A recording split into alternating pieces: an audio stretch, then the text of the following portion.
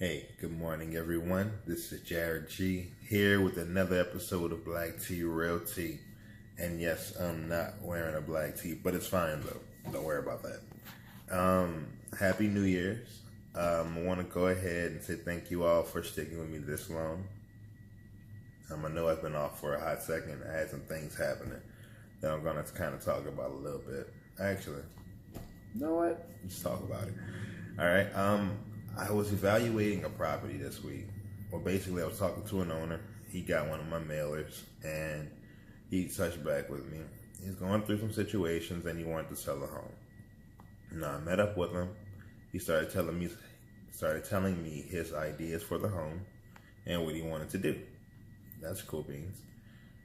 So, he kept asking me to make an offer. Wasn't going to make an offer. Not doing that. Especially not on my first time seeing you, unless I know that, I'm coming to get that thing right there. The numbers look right. But what I really wanted him to do was to let me know where he was feeling for the property. Public records already let me know he picked up the property for around $18K. That's cool beans. And the number that he wound up throwing out there was like 40. Not doing it.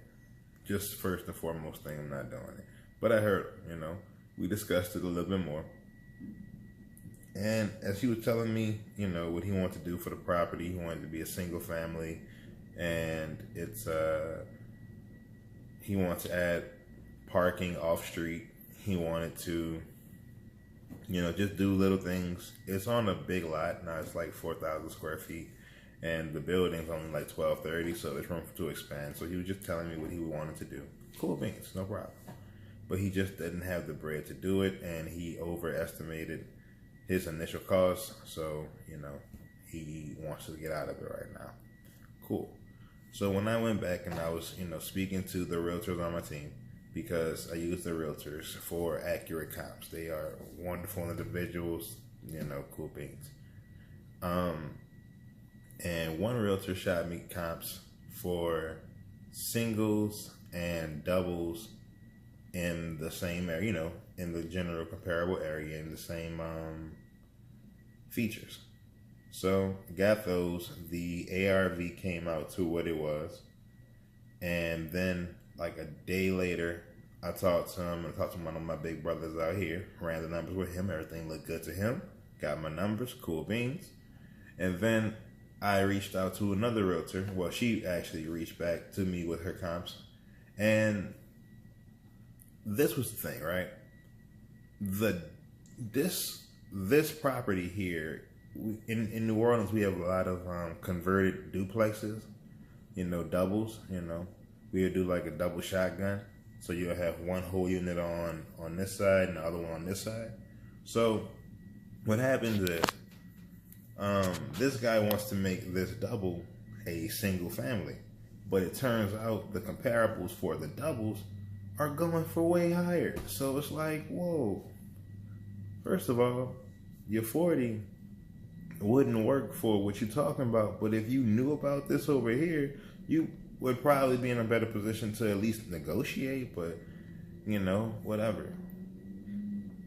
So with that being said, I was able to determine or evaluate a new ARV, which the numbers work a lot better. But he wants to play hardball. That's cool. This is kind of cool. It's one of my first negotiations. But hey, whatever. So what I'm saying is, you want to definitely get the most accurate comps for what you want to do.